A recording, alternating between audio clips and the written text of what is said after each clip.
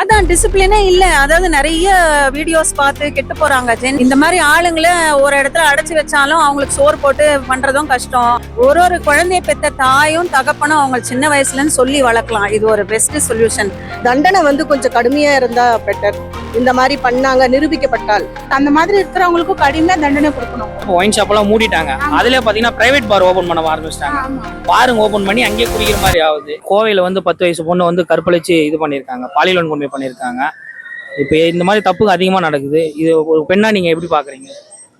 ஒரு பெண்ணா எப்படி பாக்குறேன்னா, முதல்ல பேரண்ட்ஸ் 10 வயசு குழந்தை 15 வயசு குழந்தை வரைக்கும் பொறுப்பா வளர்க்கணும். அவங்க முதல்ல குழந்தைங்களோட போயிட்டு குழந்தைங்களோட வரணும், அவங்கள தனியா அனுப்பக்கூடாது. ஏன்னா இது நிறைய நடக்குது. ரெண்டாவது, அந்த குற்றம் நடந்த பிறகு அந்த ஊரே திரண்டு வருது, அவங்களுக்காக சப்போர்ட் பண்றாங்க. ஆண்கள் பெண்கள் மறியல் பண்றாங்க, போராட்டம் பண்றாங்க. ஆனா அந்த குழந்தைங்க தனியா போகும்போது அந்த ஊர்ல சில ஆண் மக்களை பொறுப்பேற்று அவங்கள வழிநடத்தலாம். பெண்கள் கூட பார்த்து ஒரு குழந்தை தனியா போதே நம்மளும் போய் என்னன்னு பார்க்கலாம் அப்படின்னு போகலாம். கண்டுக்க மாட்டாங்க, அவங்கவுங்க வேலை உண்டுன்னு பாக்குறாங்க. குற்றங்கள் அப்பதான் நடக்கும். எந்த ஊர்ல இருக்கமோ அந்த ஊர்ல இருக்கிற ஆண்கள் வாலிபர்கள் அந்த குழந்தைங்களுக்கு பாதுகாப்பா இருக்கிறது நல்லதுன்னு நான் நினைக்கிறேன். இல்லாட்டா வாய்ப்பே இல்லை. ஒரு வீட்டுக்கு ஒரு போலீஸோ ஒரு தெருவுக்கு ஒரு போலீஸோ போட்டு கவர்மெண்டால பாத்துக்கவே முடியாது. அது ரொம்ப கஷ்டம். பெத்தவங்க பாக்கணும், அத்தை மாமா சொந்தக்காரங்க பாக்கணும். அவங்களும் இல்லையா, ஊர்க்காரங்க ஊர் தலைவருங்க அந்த வீட்டுல எத்தனை குழந்தை இருக்கு, எங்க போகுது வருது, கடைக்கு வர குழந்தைங்கள பாக்கலாம். கண்டுக்காம இருந்தா இது நிறைய தொடரும். நம்ம தான் நமக்கு பாதுகாப்பு, யாருமே நம்மளுக்கு பாதுகாப்பு தர முடியாது. ஆட்சி நிறைய மாறிட்டே இருக்கு, ஆனா இந்த குற்றம் மட்டும் குறையவே மாட்டேங்குது. இதுக்கு ஒரு தீர்வுனா என்ன மாதிரி சொல்லுவீங்க நீங்க? இதுக்கு சொல்யூஷன் பர்சனல் டிசிப்ளின் தான். ஆண்களும் அவங்க இந்த தப்பை செய்யக்கூடாதுன்னு நினைக்கணும். ரெண்டாவது, அதை நினைக்க வாய்ப்பு இல்லை. ஏன்னா வெளி மாநிலத்தவரும் இங்க தங்குறாங்க. இந்த குற்றத்தை யார் செய்யறாங்கன்னு போலீஸ் கண்டுபிடிக்கிறதுக்கே பல நாள் ஆயிடும். அதனால நான் சொல்றதுதான் சொல்யூஷன். வீட்டு ஆளுங்க தான் அவங்கள பாத்துக்கணும். நான் தான் என் பிள்ளைங்களை பாத்துக்கணும். பெற்றவங்களோட கடமை, அண்ணன் தம்பி கடமை, மாமா அத்தையோட கடமை, சித்தப்பா சித்தியோட கடமை. ஒருவேளை அந்த குழந்தைக்கு யாரும் இல்லைன்னா ஊர் வாலிபர்களே ஒரு சங்கம் அமைச்சு இந்த ஸ்ட்ரீட்டை நான் பொறுப்புன்னு பாத்துக்கலாம். இதை தவிர ஒரு பெஸ்ட் சொல்யூஷன் இருக்க முடியாது. குற்றம் அதிகமா நடக்கிறதுக்கு காரணம் எதுக்கா இருக்கும்?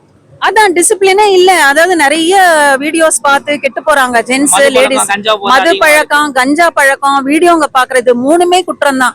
இத பார்க்கவே கூடாது, அதை செய்யவே கூடாதுன்னு அவங்களுக்கு சொன்னாலும் அவங்க மண்டையில ஏற போறது இல்ல. அவங்கள ஜெயில போட்டாலும் அவங்க திருந்த போறது இல்ல. என்ன பண்றது? இந்த குற்றம் ஆளுங்களா என்னக்கா பண்ணலாம்? இந்த மாதிரி ஆளுங்களை ஒரு இடத்துல அடைச்சு வச்சாலும் அவங்களுக்கு சோறு போட்டு பண்றதும் கஷ்டம். இப்படிதான் சமுதாயம் சீரழிஞ்சு போகுது. வாழற வரைக்கும் அவங்கள தனியா ஒரு இடத்துல அரெஸ்ட் பண்ணி வைக்கிறதும் கஷ்டம். ஜெயிலையும் அவ்வளவு பேரை போட முடியாது. எனக்கு இதுல தீர்வே சொல்ல முடியல. ஒரு குழந்தைய பெத்த தாயும் தகப்பனும் அவங்க சின்ன வயசுலன்னு சொல்லி வளர்க்கலாம். இது ஒரு பெஸ்ட் சொல்யூஷன்.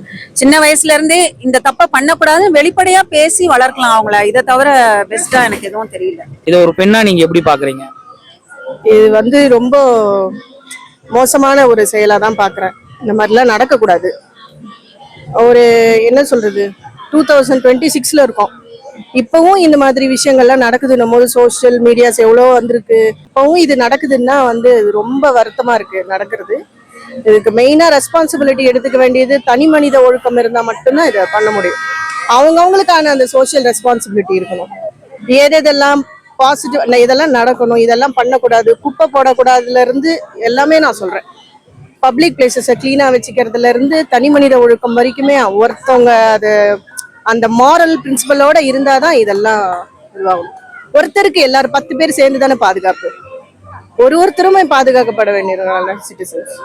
ஸோ இது மேலுக்கு நடந்தாலும் சரி, ஃபீமேலுக்கு நடந்தாலும் சரி, இது கண்டிப்பா இது நடக்கக்கூடாது. அதுக்கேற்ற மாதிரியான தனி மனித ஒழுக்கங்களை வீட்டுல இருக்கிற பேரண்ட்ஸ் சொல்லி கொடுத்து வளர்க்கணும். இந்த மாதிரி ஆளுங்களுக்கு எல்லாம் என்ன மாதிரி தண்டனை கொடுத்தா உங்களுக்கு கரெக்டா இருக்கும்? ஒரு பெண்ணா நீங்க எப்படி சொல்றீங்க? தண்டனை கொஞ்சம் கடுமையா இருந்தா பெட்டர். இந்த மாதிரி பண்ணாங்க நிரூபிக்கப்பட்டால், இவங்க இந்த மாதிரி ஒரு வேலை போதையில பண்ணாங்களோ இல்ல எதுல பண்ணாங்களோ அதுக்கேற்ற, அதாவது சந்தர்ப்பம் அந்த மாதிரி இருக்கிறதெல்லாம் இந்த விஷயத்துல சந்தர்ப்ப சூழ்நிலை எல்லாம் சொல்ல முடியாது. ஏன்னா இது ரொம்ப தப்பு தான். இந்த விஷயத்துல தண்டனை கொஞ்சம் கடுமையா இருந்தா கொஞ்சம் குற்றம் குறையும். தமிழ்நாட்டுல மட்டும் இந்த குற்றம் மட்டும் குறையவே மாட்டேங்குது. ஒரு பெண்ணா நீங்க எப்படி பாக்குறீங்க? அதெல்லாம் குற்றம் நம்ம பண்ணக்கூடாதுங்க. அது ரொம்ப தவறு. அந்த மாதிரி இருக்கிறவங்களுக்கும் கடுமையா தண்டனை கொடுக்கணும்.